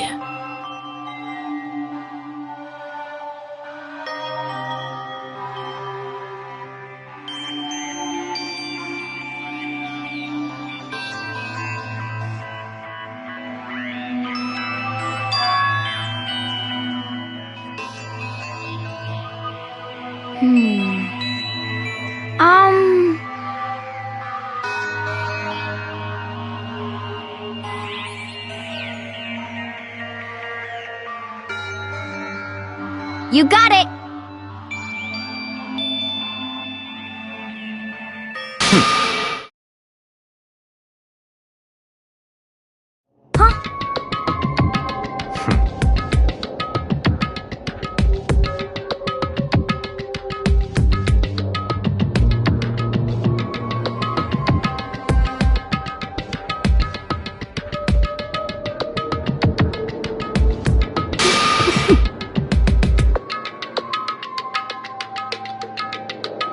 Well...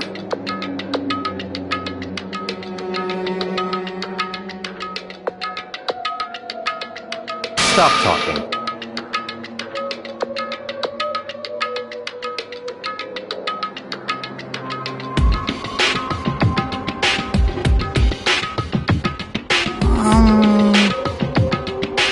Are you okay with this?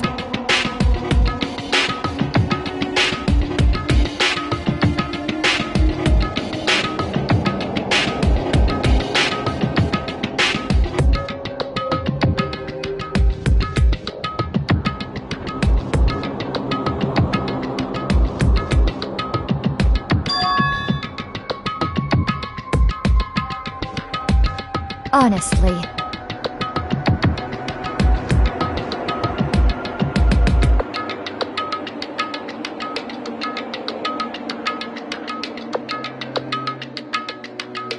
So then...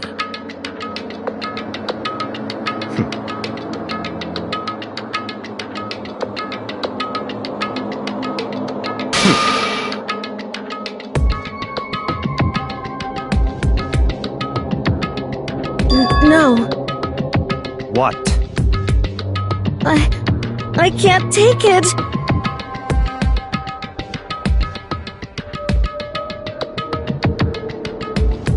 Huh?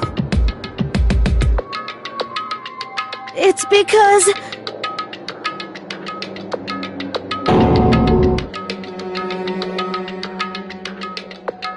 But... So,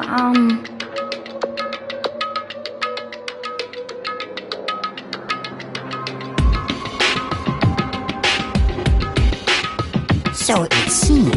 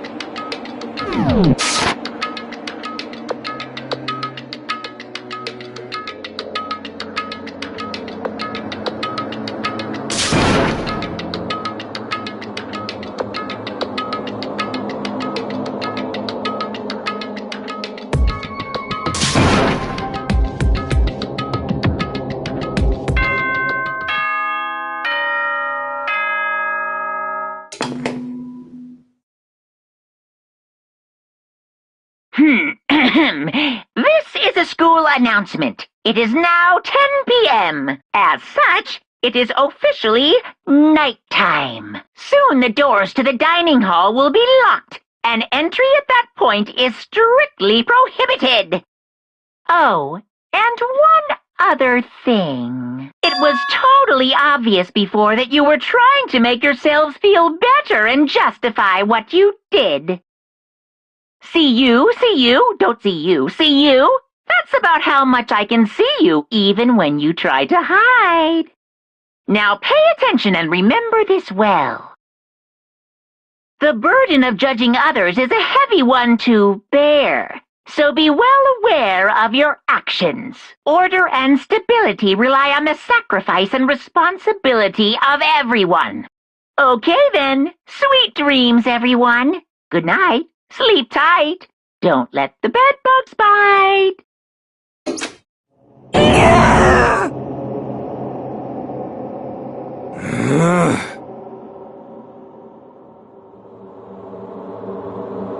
Don't fuck with me.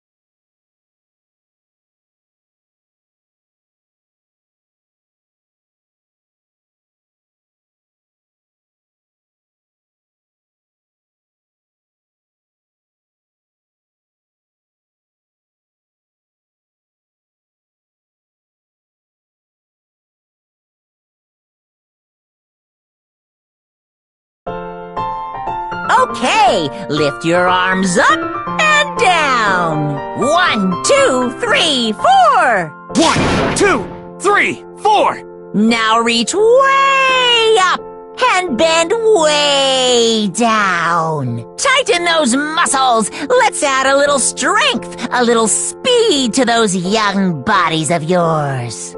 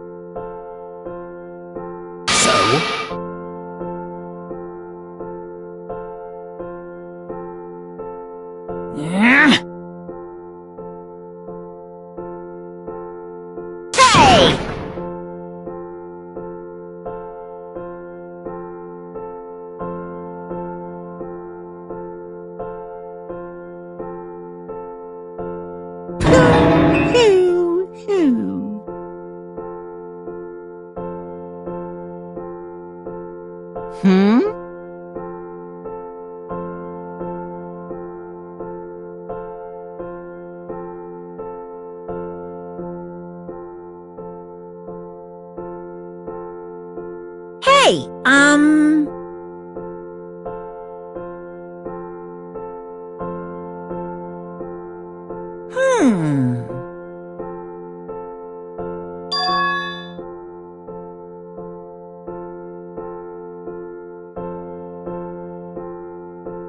What the heck?